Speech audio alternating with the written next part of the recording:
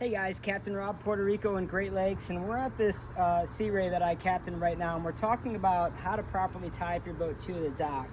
And so I want to go over these lines. One of the things that I see with more rookie boaters is that their lines are always tight. Okay guys, when your boat is at the dock, your line shouldn't be tight unless it's a working line. So what is a working line? So right now I can't show you a working line because we don't have any wind or current.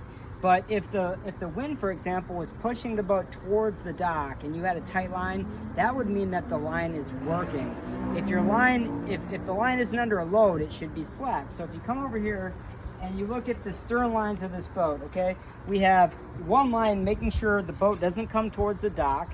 Okay, so the line coming to the starboard cleat, once the boat gets close to the dock, that line's going to get tight. It's going to make sure that it doesn't actually rub against the dock. Dock that's going to the port side cleat, make sure that the boat doesn't go too far to the port side cleat. But as you can see, both these lines right now, this line's a little bit tight, but if you wait just a moment, it's going to go slack again. These lines, if they're properly tied, should not be tight unless they're working. So overall, these lines should be slack unless they need to be tight. Now let's go down the dock, okay? The next line we get to here, this is a spring line, okay? Tied to one of the stern cleats. The job of this line is to make sure the boat doesn't end up in the dock back here, okay? If this line is properly tied, no matter what happens, the boat is never going to hit the backside of that dock. Now you want this line to be, you don't want too much slack in there. So if the boat moves back a little bit, it goes taut, just like it is now, right? It goes taut.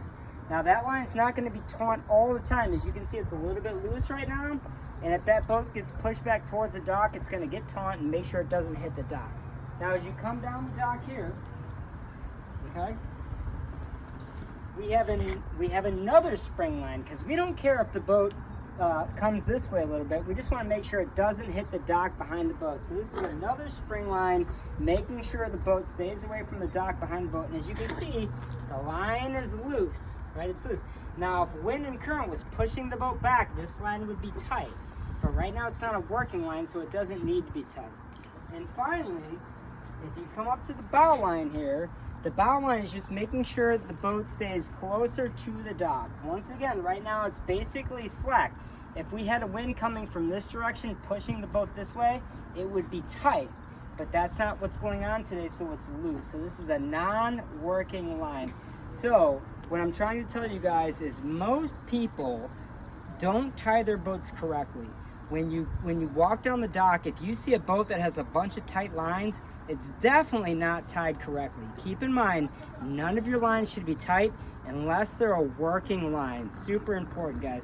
And also, when it comes to docking, which we're going to get into on the next lesson here, it's real important that your lines are already set. So when you bring your boat into your dock, you're not struggling with the position of your lines.